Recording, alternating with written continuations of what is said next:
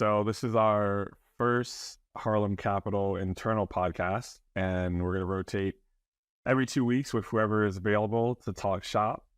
This week we've got Nicole and Brandon and I, because Gabby and Jared are traveling. So let's get to it. We've got a couple of things in the docket. We'll keep it pretty casual and just flowing. So first, wanted to hit our annual meeting, which we had last week, which was our 4th annual meeting, but our first one in person. Gabby and Jared, thankfully led most of the planning, but the whole team presented and it went pretty well. And so I wanted just to share some of our learnings and things that we heard, things that we felt, preparation for people to kind of get a sense of, what this annual meeting's like and that experience. So let's kick it off. I can jump in, and maybe it's good to talk about what an annual meeting is. Yeah. I feel like no one knows what an AGM actually is. The way I was describing it to people, I would say it's like if you were a public company and you did your quarterly earnings and you only did it once a year instead of quarterly, you did an annual earnings. And it's for all your investors and everyone who's kind of like behind your company. And so we've been doing it every year virtually, which has been cool. And like Henri and Jared, managing partners, have been leading it. So this was the first time that anyone outside of Gabby was also speaking, first time in person. And I'm not gonna lie, I was kind of like thrown off because we ordered a hotel that was like walking distance. So I didn't get to sleep in my own bed. I was emceeing the whole situation, it was fun, but it was definitely nerve wracking to be the person who's going to start off the entire tone. Like Henri had his mom there, he had his grandfather there, like friends who were big LPs in our fund were there. So it was, founders were there, there were billionaires in the building. That good morning had to be sharp, Brandon. That good morning. Yeah. So, and I kept, and actually working with my business coach, I was like, I just need to get this first 2 or 3 lines right. And it's all downhill from there. But it was a really great opportunity for us to kind of talk about, firm update. We also talked about, we had our founders speak on a panel. We had other VCs speak on a panel. And then we had one of our very notable LPs, Jose E. Feliciano of Clear Lake Capital, speak about, his purchase of Chelsea. And then we had networking, LPAC, things of that nature. So it was a lot of fun. We will be doing them in person quite a bit now, every year, which is exciting because that means that LPs liked the work that we've done, but still nerve-wracking because we had to make up new stuff every year.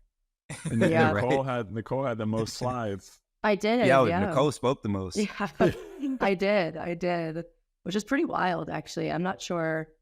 I mean, I was surprised that LPs appreciated the whole team speaking. I'm not sure if that's common within VC funds. Obviously, this is the first fund I've worked at, so I'm not sure. I guess the first fund you all have worked at as well, VC fund, so no one has context.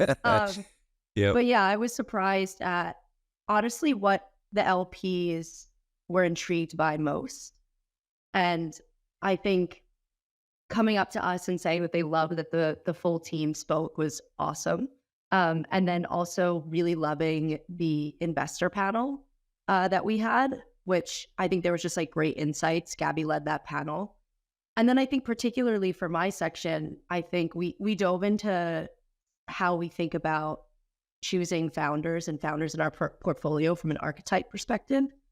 And it was really interesting that got so much attention. I didn't think that it would get that much attention. And so it was what I thought they would pick up on in the deck and what we presented, they didn't actually. And it was complete 180 of that. So it goes to show you that you really have no idea what LPs really want to see or want to hear from you. Yeah, no, I would agree. And I think what was really great for me was how engaged people were. So we probably had 60 to 65 people in the room, 70 to 80 people RSVP'd. So we kind of expected some drop off. And we have this thing called LPAC, which is a limited partner committee. And essentially it's you got 50 investors and maybe 5 of those 50 investors are on your board advisory. So for a startup company, be who's on your advisory committee or your board. And that was the most engaged that we'd ever, Jared and I lead those meetings. And we had a full long hour conversation. And so you could see the difference and the benefits of in real life for sure. And one of the discussions we had in the LPAC was, you know, our team being in real life versus not, or startups being in real life versus not, like what are the pros and cons? And so being thoughtful about that as well. But overall, that was a great experience. Definitely think a lot more stress preparing for it. And Gabby and Jared probably felt the most stress of the team. Yeah. And we had an event planner, Amy, and even with an event planner, like the nuances of do we do lapels versus handheld mics, and you know, what's the name tag design, and do we do markers, do you have a printer ready? There's just so many little things where it felt like a wedding. And even like after it felt like after my wedding, just like that relief, but also, wow, that was like really incredible. And you kind of want to do it again. You kind of come off a high when you're wedding, like, because you've gone from 300 people or however many people you have at your wedding, and the next day it's just you and your partner, right? So it's like, it's an extreme emotion. Back to business. And AGM kind of felt like that. It was like, okay, we just did this meeting and we all went back, you know, home in our hotel rooms and just sat on our beds by ourselves. Yeah. So just felt like letting our hairs down. Yeah. So what's one thing you would take to next year and one thing you would remove? I definitely think doing a panel. Yeah, I think we rotate the panels, but I thought that would be what the LPs are like most. I think it was probably top 3, hearing from people who we kind of trust and see versus just hearing from us. Change, that's interesting. I mean, it went really well. I mean, ideally for me, it would start slightly later, but I think the start time was fine. Yeah. I think it was probably it was fine. as early as it could be. Yeah, it was as early as it could be. And we started at 10. That was like as early as it could be for the team to be like really at full productivity level. So you said if we could flex, it would be the time that you would change in the future. Yeah, if you could change it slightly, but I think it ended up being fine. It's just like I had to force myself to go to bed. And we did an event the night before. We did like a putt happy hour with our LP. So like that also like kept us out a little bit longer. And we drank some, so. Yeah, what would I take? I was like, man, I would like to be the MC each year. Because I'm like Jose, I'm not in PowerPoint all day in Excel like Henri. So I was like, let me do the MC. This, you know, ChatGPT will definitely hook the kid up. I'm sure we'll have some different transitions and some other ways that I can be someone who like pushes great energy and helps corral the audience. So I think that was a good place for me. So that would be something I would keep. Something I would change. I do think it was dope to have like someone like Jose speak. I mean, he is outside of Robert Smith. He's probably the most notable, diverse person in private equity. So that's really exciting. But I think someone, you know, some of our other notable LPs who are women who could jump in there. You know, we have some names. Don't need to say too many of them, but I think it'll be really cool to have that fireside chat be one of our women LPs, or even just a woman who's like close to the fund, and hear her perspective on business, things of that nature. So I think that could be really cool for next year. I know exactly who you're thinking. Yes, sir. All of us are like, ding, ding, ding. Prayers up. What about you, Nicole? What about me?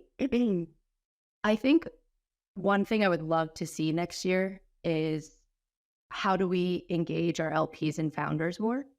And so I was talking with a few others who have put on AGMs and or have gone to AGMs, and they've mentioned that they've done sort of these roundtables with LPs and founders working on tactical problems, which I think could be very cool. And LPs want to engage with our founders, obviously, and founders, I'm sure, would love to engage with our LPs. So figuring out how we can get some synergies there. And then Peak. I think, honestly, like our entire presentation was really robust. And I think there's a lot of data in it. And I think our LPs appreciated that. So I think keeping a robust presentation, but that isn't too long as well, right? Like making it succinct as well. But I think it resonated quite well with our LPs. Yep, lot of work. A lot of work. The only other thing I'll hit on this point, so we can switch. We had 3 of our founders speak at the panel, and so like they actually stayed through the presentation. there's a lot of sensitive information, but I think it was insightful to hear from the 3 founders that we had speak who stayed, like how insightful it was for them, because, to this point, a lot of founders and other people who are in the VC world don't know what these annual meetings are.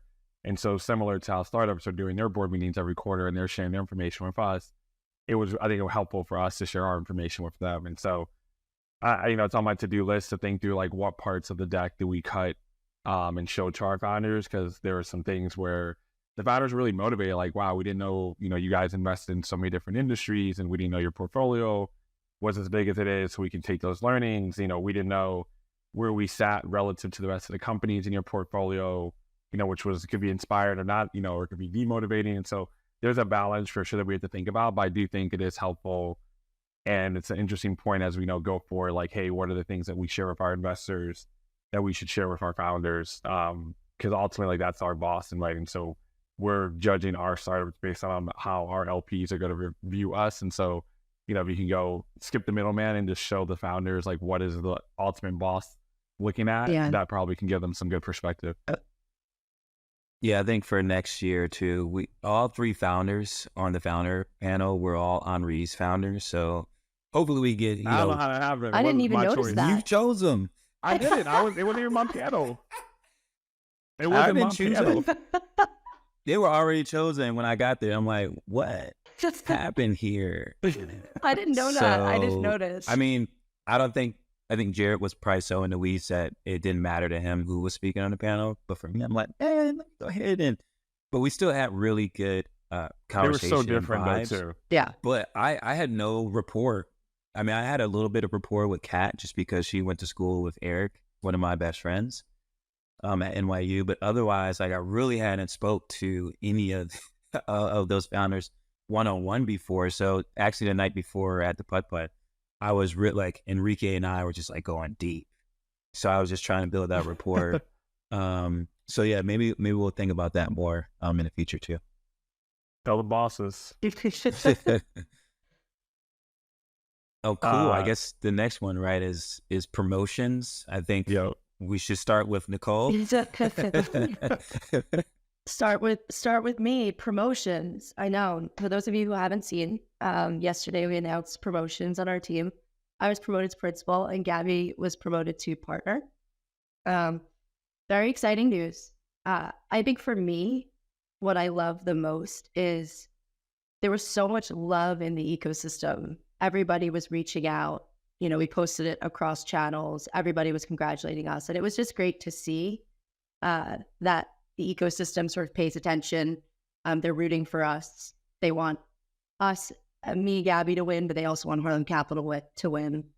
And I think for me, it's also elevating females on the team as well. And we have our first female partner, which I am so stoked about. And I'm hoping, that leads to more females coming to Gabby, wanting to be funded and just building the ecosystem more. And for me, obviously, super excited to be principal. I think I always, in my mind, have this thought of how do I want to position myself in the ecosystem when I'm a partner, which I think starts at the first day you enter venture, right? Which I entered as an intern, but more importantly as a senior associate. And I think I always have this constant question to myself every day. It's like, when I'm a partner, what's going to be my secret sauce? And so, I'm one step closer now to that partner level. And so really, the next couple of years are going to be about refining that, right? Like, what do I want to be known for in the ecosystem outside of demystifying VC, which I think is already solidified, but more from like an industry perspective, how I help founders, how I can source particular deals and things like that. So very excited and very grateful to be on this team. We're excited that you got promoted. I think like the interesting thing for me, because Jared and I, and even Brandon to some extent, like kind of came into the industry as partners, never interned or worked for other firms. And, we met with one of our LPs, who's a large billionaire, who kind of transitioned from CEO to chairman. And he was like, he started this fund 45 years ago. And he was like, this is the first time I've ever been promoted. Right. And so I think it's interesting to think about because so often like what we do doesn't change dramatically. Like there's nuances, right? Because the biggest thing for partner is like, can you now source, win deals, and then to some extent, once you get closer to GP, fundraise and get LPs. But I'm like curious for you, right? We're a small team. We're obviously very lean, and like the change isn't like very clear between steps in venture, in my opinion. Like even in private equity, it's not like very clear. Like, how do you think about that? Because I think for founding partners, it's so different because you're like, I'm never getting promoted, and you just gotta like keep doing the work. And oftentimes I'm still doing the same thing. Yeah. Which like it's not like demotivating, partially because like I started the firm. Sure. But I guess like for those that like don't start the firm, when there's like not clear differences versus like banking, I think there's like very clear differences between those roles. Yeah. Analyst and director. Yeah, VP. like what you do, like that's not necessarily the case, particularly for smaller funds. Like, how do you think about that? Because I never had to like go through that process. No, it's definitely interesting. I mean, ultimately, I think a lot of the work stays the same because it is a smaller firm, right? So what I was doing as a senior associate, I'm very much going to be doing as a principal. But I think it goes back to this point that I was mentioning of like, I'm one step closer to partner now, which means that I do ultimately have to have a more robust sourcing engine, right? I do have to start making investment decisions by myself. I have to be able to like end to end close a deal, including the legal work, right? And then past that is also like running portfolio company support, right? As like the lead person. And I think Gabby, I'm fortunate in that I have sort of Gabby's path to look towards, and she's been like an inspiration and a mentor to me in a lot of ways. And I've seen how, because she was a senior associate when I started as an intern, right? So I've seen her evolution from senior associate to partner at this point. And for me, I watched her transition her responsibilities from senior associate to principal. And when I saw that, she was sourcing real high quality deals that were, going to full team calls. And she was the one leading the process. She was the point person for the founder. She was running the legal, right? She was the one going back and forth with lawyers and the founder. And then ultimately, for the deals that she sourced, she was the one who was leading portfolio company support. So even though she had a partner on it, she was really the point person. And I think that's how I see the transition. Whereas I'm not necessarily the point person for any of the deals I've been on, right? And so I think that's where I want to go in the next phase, because ultimately that means that I can not easily, but more seamlessly transition into partner, right? So that's at least in my mind how I see it. And I think part of it is also like, when I get to partner, I do want to be known for something, right? And so how do I get those founders to come to me? What is like the secret sauce there? And I don't necessarily think it has to be an industry. I think it can be any way that you want to cut it. And I think the more... Yeah, I agree with you there. Yeah, the more unique you can be, I think, honestly, the better. Because I think, no shade to like the fintech investor, but there's a ton of fintech investors, right? So it's like, how do you become that, fintech investor and X investor where it's very clear that this deal is for you? And so I'm constantly thinking about that, but I'd say that's how I see the transition. That's dope. That's Love that. Yeah. I was like, did you like that response?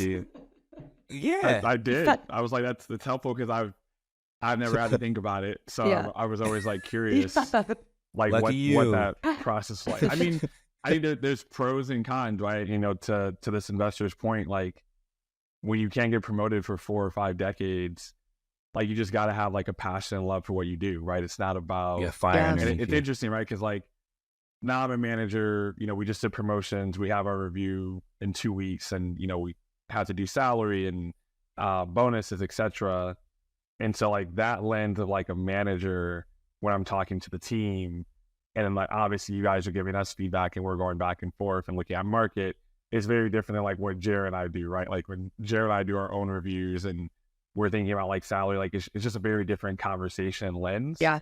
Because like it's not it's just not changing. Like we don't do salary increases for us. Like it's just, hey, like this is what it is. Here's a pie. We got to build a team. It's just a very different lens. I think you have to be very conscious of that as like an owner, that like you just have a different perspective than your employees. Yeah. And so I think for some that could be frustrating. I think I've seen that for some others, right? They think like, oh, the team should be doing this because I'm doing that. Like that's just not really fair. because like the team is not in the same mental state as you. They're not the owner, it's not the partner. They, they're not at the top already. Like promotions and all that stuff do matter. And so it's been like a learning curve for me over time. Yeah. Because I didn't have to go through that. Yeah.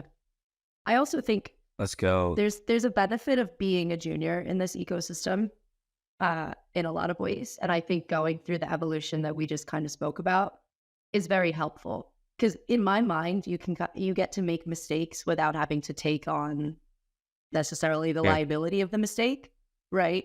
And so I think in a lot of ways you have just leave it with me. There's a lot of grace. It's the firm fault, right? Yeah. Well, I think it is the case, right? It's like as you're learning, when you make mistakes, it's you learn and you move forward, right? Whereas like when you sit in the GP seat from day one, it's like you're making mistakes. It's on you, right? Like there's no one left. So I don't know. Some restless nights. Yeah. Wow. All right. Well, I know we're about to transition, but before we transition, I think it might be good to plug our internship program because that's where Gabby and Nicole both came from. We've done 5 years of internship classes, 17 different classes. We'll be doing class 18 in the fall. We've had 99, close to 100 folks who've come through, and now close to 40 or so are in private equity or VC full time. And we have 6 partners who've come out of this internship program. Obviously, we've hired one of those partners, but we hired 2 folks from that internship program, and it's been awesome. Like Gabby was in the first class. Nicole, I think you say you were in the 8th class, correct? Yeah. And at our community event the day before our annual general meeting, we got to see all of like the interns in person from all the different classes. And it was just, I think it was fun seeing how the interns were like trying to compete and say who had the best class ever. Somehow, some way, Nicole didn't remember her class at first, and then she remembered that there was actually some good people in her class. Yeah, I'm like, how do you not remember your class? I was like, they blur. They all blur. Yeah, but I think it's. I was talking to one of the LPs or even prospective LP at AGM, and I was saying, could you believe like 10 years from now, we're gonna have 300 plus people who might have came through Harlem Capital through that internship program, and then you might have over 100 people who are in private equity or VC. Peter. Who have came through Harlem Capital's program.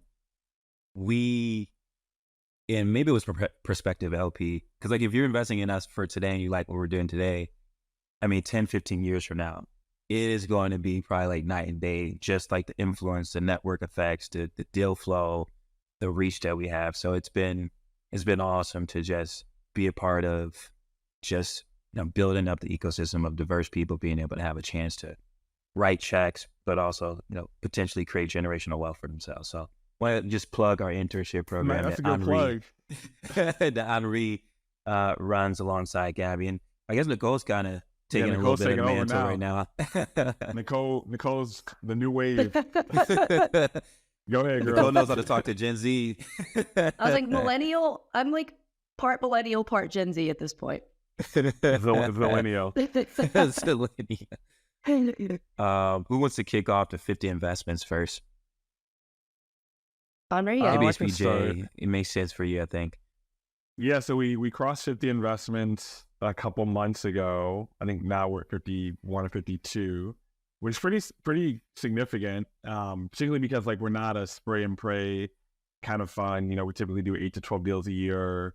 We're writing, $1 to $3 million checks. And so like every one of our deals is really meaningful. We're typically getting 10% plus ownership. So I think it's also like it's beginning to show like the breadth of the portfolio and team. And like our mission is to change the face of entrepreneurship by investing in 1,000 diverse founders over 20 years. And we knew like the journey wouldn't be linear, right? We're at 50 investments, 4.5 years in. And so if you say, 20 years from now, you'll be at 250. So you won't hit your goal of 1,000. And ultimately 1,000 like wasn't like, if we don't hit that, we're not successful. 1,000 for us was, this is a stretch goal that's going to push us, right? It was unattainable, right? Like initially we said 100 and they were like, no, like let's add a 0, right? Let's make it 1,000. So like that it is like really hard to get to. 10X. right? 10x. 10x it. And so, I think it's like, hey, in the future, you may have multiple funds. You're going to, so I view it as like, hey, we're on the path, and like the last 10 years is going to probably look very different from the first 10 years. And, right now we're basically halfway through the first, decade, which is pretty crazy. We launched Fund 1 June of 2018. So it's been 5 years since Jared and I launched the fund when we were in business school. I think it's also exciting. Like we're on the right trajectory. We're probably slightly behind to get to 1,000, but like that doesn't deter me. It kind of excites me. I think we've done a decent amount, like in a 5-year period. Yeah. I guess I have a question for you, Henri, which is, how has your investment focus or your investment lens changed from number 1 to number 50? Yeah, I mean, it's definitely different. Henri led number 1 too. I know. Yeah. He actually led number 1. I led number 50 too, because 50 was trustable. There we go. No surprises there.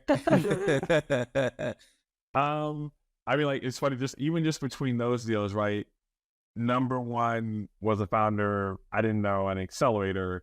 Number 50 was a founder I've known for 12 years. And so I do think I've definitely become more network driven, because like I've been in the game now for 5 years. And so as you see more people, as I get older, and my friends and people in my network start to start companies, it's just easier access for me. And so I think, we just see that some of the LPs who are GPs in our fund, who are 40 and 50, like they have the privilege of being around 10, 20, 30 years. Like that is an advantage in venture. So I think that's definitely one. I think also we've just like learned what industries are in these VC, flow, right? Right now would be AI. A year ago was Web3. 2 years ago was whatever, consumer fintech. And so I think there's pros and cons. I think the pro is that that there's going to be easier downstream capital. The con is that you may be in a bubble like Web3 was in some of the other industries. But I think now I've learned like, hey, there's a balance between backing great founders in what we would consider to be good or bad markets versus like backing good founders that are in great markets. I think that is a balance, right? I think that's something that I've taken, because I think before I probably was like very founder heavy. Like great founders can just build great companies. I don't necessarily think that's true anymore. I do think that like there has to be some market tailwinds for you, and there has to be a large enough market. And so that's probably the biggest shift for me, where market matters more now than it did in, investment 1. I was very founder focused only. I'm still founder focused, but the market matters. So it's like founder plus market. But Brandon, what about you? I think this is a good question, and just wanted to remind folks, like for Fund 1, I was more of a venture partner. So the 28 investments, I think I sourced 2 Wagmo Group Shop. And then for this last fund, I think I'm at close to 8 deals of our 23 or 24, which is really exciting. So my first time to really kind of, I guess, like step up. I think I was similar to Henri. Like I wanted to invest in things that I thought made sense, or sometimes things that you think should exist. And one thing that a lot of like mentors have told us is that like, you don't know 1 in 100 deals till you see 100. You don't know 1 in 1,000 till you see 1,000 deals. And then eventually you don't know 1 in 10,000 deal or founder until you see like 10,000 deals. So I think it's been taking a lot of patience of getting reps and understanding what's out there and what's in the market. I went from, I guess, like consumer and productivity tools. I went to Web3. And then now I think I'm like starting to find my way in like B2B, just like vertical software, having my own like theses that I want to build on top of. And it's almost like fashion. Like when you first, for me, folks don't know, I like ran a fashion blog full time for a few years. And you might want to be like glitzy and glamour, have all the logos and all the big companies.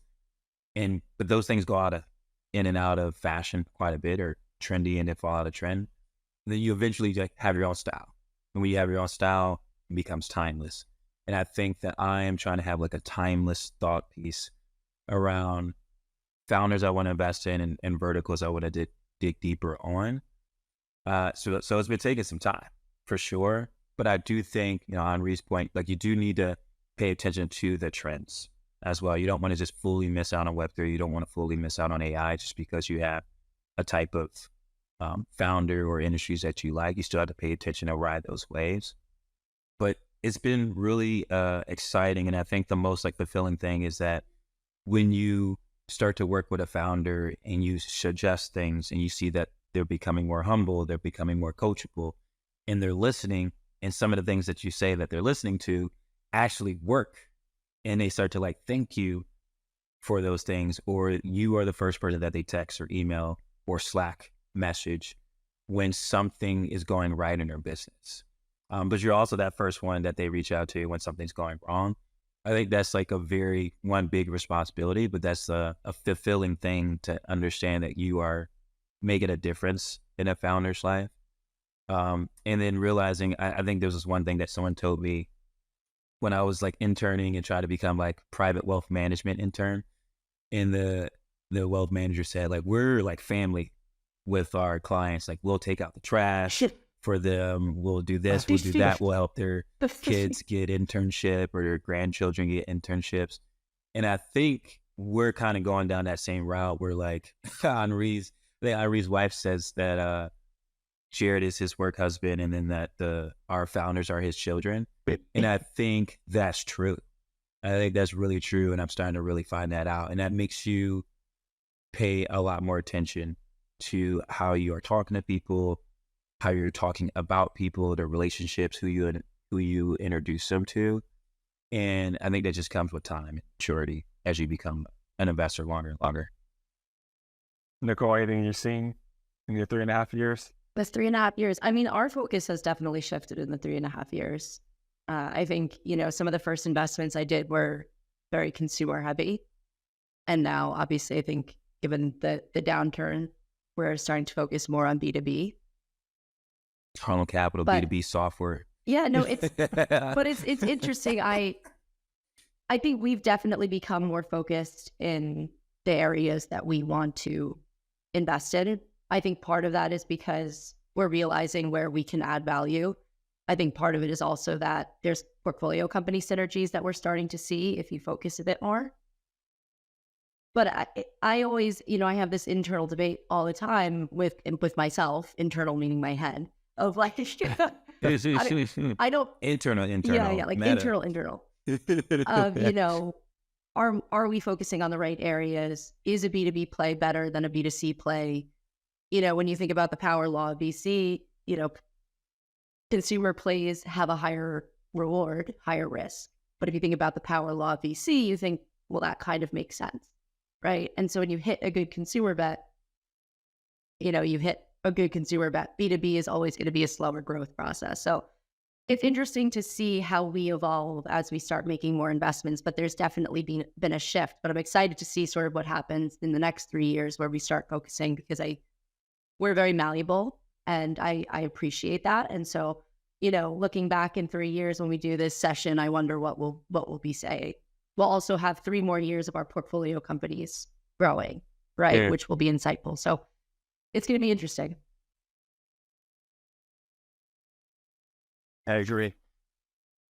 So let's transition to the final topic, which is more macro news. And today we got the affirmative action from the Supreme Court federally, where they're pushing it away. So more somber note, but I think given our mission of diversity, important to acknowledge it and kind of just like share our viewpoints and thoughts on a pretty important topic. And I'm from Michigan, and we had this big law case for the University of Michigan years ago, which got overturned. And so Michigan's actually not had their, affirmative action for a while now, but now this is a federal mandate. So curious, how has affirmative action impacted your life? I remember when this happened in Michigan, when I was in high school, there was huge debate in high school, and we were arguing with people, and it was like a very contentious topic. I think one side kind of sees it as like unequal, and it should be fair and based on, grades to get into school. I think the other side is like, hey, this is basically like trying to get us back to actual equality because of decades of, unequal education. So curious, like, your guys' thoughts on the matter. I mean, this is sad, bro. Like, this is so sad, because you would think, like, I assume for sure that I have profited from affirmative action, like getting into some of the universities I went to. Or even if you think about it, like the Harlem Capital origin story, I would assume, John Rice of Management Leadership for Tomorrow, he had, a fortunate background when he was growing up, and he wanted many other people who were Black, Latino, and I think Native American as well, to have that same opportunity. And Henri, Jared, and myself met in MLT, which was essentially probably something, it was like a affirmative action isn't enough. So we're going to start something that we're going to create affirmative action for ourselves. We're going to create community of like-minded people to build a network that scales over time, just like business school, but we're going to start at undergrad, and we're going to have a way, way bigger impact. And we're going to groom these folks to go work at Pepsi, to go work at Goldman Sachs, to go work at Deloitte, to go into investment banking. And it worked. It actually worked. Henri, Jared, and I became really close friends. We interned together. We moved to New York. We lived in Harlem. We worked at the same investment firms, and we ended up starting a firm together. That was a really big deal. So I think we're going backwards. If you were to ask me, what's my takeaway? We're going backwards. And to say that I'm not sure how long affirmative action has been around, but it's probably less than 25% of the 400 plus years. Oh, definitely. Yeah. I mean, it can't be before the 1960s when we actually even had integration of schools. So here's what I'll say. I think affirmative action, I don't know if it's more, people who have been suppressing us for years who have been pushing it for it, or is it more of other minorities who it hasn't actually, profited for? Because you would say we're putting in more people of color, Black, but folks. It's benefited white women the most. Oh, really? Go yes. ahead. If you let me throw it over to you. If you actually look at stats for affirmative action, white women have benefited the most from it. I think it's an uncomfortable conversation for a lot of people because people see it as diversity and people of color. But even if you look at schools like Harvard, the largest indicator of getting into school is alumni, right? So if you look at Harvard Business School, 15% of Harvard Business School went to Harvard undergrad, right? Almost every single class, 15%. That's very significant. Right. Nepotism at its basically best. now it's Yeah. if you didn't go to Harvard, you're kind of fighting for 85 slots. 85%. Yeah. Yeah. Right. And that gets cut up even more because you're going to have the really rich people. And then there's they do the consulting firms, the private equity firms, etc. So I always tell people, hey, if you're applying to Harvard, business school, you didn't go to Harvard undergrad, you didn't work in venture, private equity, or what they call the 3Ms, Mormon, McKinsey, military, you're really fighting for 30, 25% of the slots, right? In reality. And so I think a lot of people like to use that as an excuse. I think, I would agree. I've definitely benefited, from it some as well, to some extent. But I think it's also proven because, I was just at a conference yesterday with 150 of the top Black Latinos in the U.S., which I'm wearing on my shirt, CAA, which is an agency. And it's I know I deserve to be in those rooms, right? And even as a privileged African American, there was just still disadvantages. And it's I think people think about college is oh, well, you should get in based on whatever.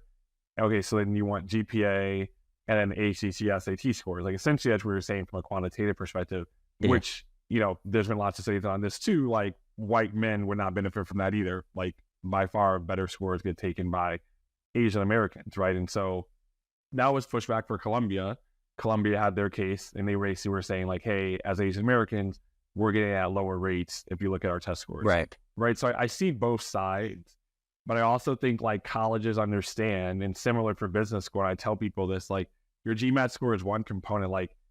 The best person with the GMAT score, I guarantee you, is not the most successful out of Harvard Business School. It's just not, it's not the case. And similar for college. And yes, there's how do we create this equal playing field, and scores are the easiest way. But colleges also understand that the best ACT, if you just take the top 10% of, ACT, SAT scores, that's not going to create the best outcomes for the university, for their alumni. It's not going to create the best outcomes from an environment perspective of hey, when I went to Harvard, some of my best friends now are from Spain, Nigeria, Ghana, Colombia, whatever it may be. And regardless if they had the top scores, it made my experience as a student better. And then you also if you just get the top quantitative or smart people, you don't get diversity from alumni perspective. And also, like, the job of a college is to get their students jobs. Like that's the single job. It's not to like create the smartest minds in the country. Like if people think that like they're full, this is a business, right? It's how Harvard Business School for you. This is a business, Okay. right? And so ultimately, like, you need to get people jobs, and you need diversity of alumni to come back and recruit, which is why the 3Ms and the consulting firms dominate at Harvard Business School, right? Like 12, I think it's 12 or 13% of students who go to Harvard Business School went to kind of the big Bain, McKinsey, because those are the people who also recruit, right? And so Harvard knows that, like, hey, if these firms are recruiting 10, 15% of our students, like, we're going to kind of, to some extent, like, give them something to come back and take more of our students, because ultimately I'm going to business school to get a job. And they're paying, right? They're also paying, like Deloitte and all these other folks are paying for you to go to B school. So I think a lot of people kind of view college and academia as, you know, society's way of trying to like help the smartest people. I just think that's not true. But I also think there's like a lot of advantages from diversity of thought of the class. And that, like, if you give people the opportunity, such as myself, where I had a 3.3 GPA, a 660 GMAT score, but one, I shouldn't have gotten to like Northwestern based on GPA. I shouldn't have gotten to Harvard School based on GMAT. But like, if I look around, like, I'm pretty confident, like, I'm top quartile, like, from both of my classes, right? I think it just proves, and I've always been of this case, that like, it's not just about scores that matter. There's so much more. I think that's the job of the school, is to figure out what are the other components, because no different than a fund manager. If LPs just invested in funds with the best quartile, they would have no job. Like, you would literally just have ChatGPT, similar for schools, like, hey, just look at TVPI, look at GPA, and let in the top 10 things. And so even from an academic standpoint, like, literally your job is useless if all you're doing is taking the top scores in GPA, because you have no brain power. Like, you're a robot, right? And the same is true for fund managers. Like, the best LPs don't just pick the top funds.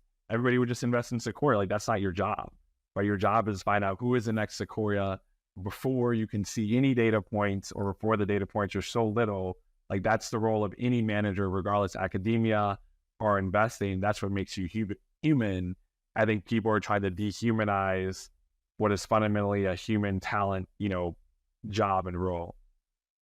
Yeah, I agree. I have a lot of thoughts on this. I'm super sad about the decision. I definitely have benefited from affirmative action in the past.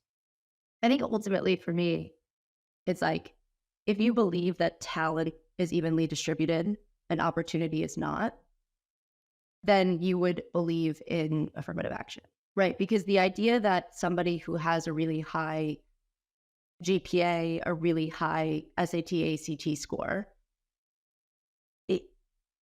it's not because they're smarter than the person to their right. It's because they probably had more tutoring and more opportunity to get that good score, right? And so ultimately in the US, if you go to a public school, the funding for that school is based on taxes of your area, property taxes, right? If it's based on property taxes, ultimately the system is designed for lower income areas to have worse schooling, right? And so ultimately the people who are starting at those schools are starting 3 steps back from their counterparts in wealthy areas, right?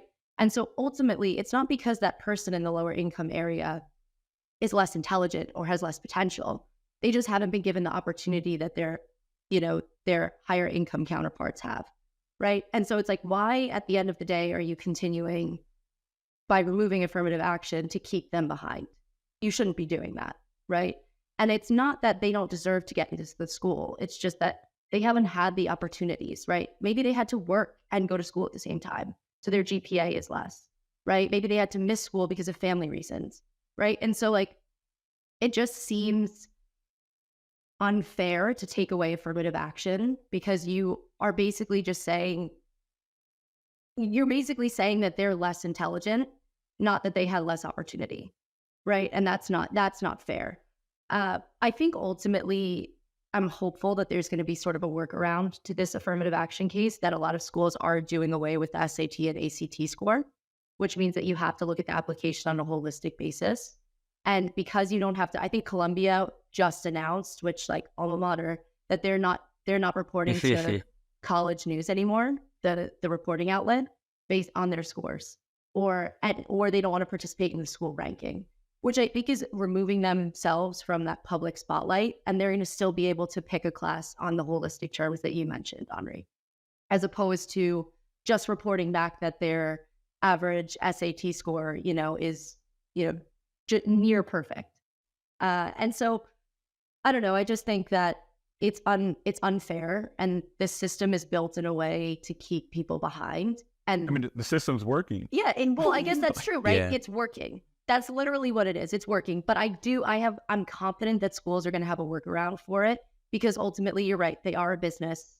They don't want, the people with perfect SAT scores all the time, because it doesn't lead to diversity of class, regardless of race, regardless of gender, right? It's not going to lead to a thoughtful conversation, thoughtful classes, and ultimately not going to lead to the most successful alumni. So I do think schools are going to be smart enough to get around it, but it's a shame that we live in a society where we have to shoot down these laws for public purposes, for whatever it might be. But definitely super disappointing, and followed by a lot of other disappointing legislation that has gone on over the last year and a half.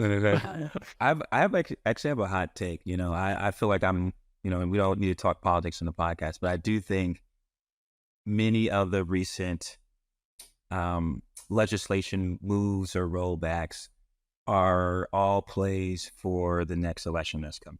I don't think that these things are happening right now as just like a coincidence. This is not a coincidence that some of these things are happening right now. I think there definitely can be big distractions of attention, but I think number two, for those communities, which happen a lot of times to be liberal and diverse in metropolitan urban areas, they will be, kind of like dissuaded from voting or even participating in the next election. And it just feels like people are just not going to believe in this country, if you will, and not even want to participate in the future because they may not feel like they have a horse in the race. And I think that might be an unfortunate thing. I think everyone should participate in trying to have some type of piece of governance or participate in governance in whatever country that they live in. So I just wanted to say that piece. Like, I feel like there's a lot of bigger things, a lot of game theory that is going on right now that not affirmative action is definitely a big thing, but I think there's even bigger things at work that we also need to think about. Yeah, I think, and to be clear before we wrap, because all of us kind of mentioned we benefited from it, right? And there's a lot of things that we didn't benefit from, and there's a lot of people who didn't have affirmative action who also benefited from whatever alumni or socioeconomic class or based on where you lived. And so I think oftentimes when people hear, we benefited from our affirmative action, it's like, yeah, well, what did I benefit from? Right. And so I just want to be clear, there are people who are benefiting from plenty of other things. I see it all the time because, we're fortunate enough to be in these circles. I worked on Wall Street. I went to Harvard. I went to Northwestern. We're in these rooms. So I know who else got to where they got to for various reasons, because their parents were super rich or because of whatever. Right. And so there's a variety of reasons. And so I think it's just remind people, one person can benefit from something, but it doesn't mean it's taken away from you. I think that's really where the tension has come in this country, is we feel like a benefit for somebody else is a taken away from me. And it, to Brandon's point, it's very similar to the build the wall and the immigration policy. It's just kind of a repetitive thing. And that's the overarching notion of if I'm suffering and somebody else is benefiting from something, that benefit should come to me. And so I would rather remove that. So, yeah, definitely a emotional topic for us as a diversity focused firm.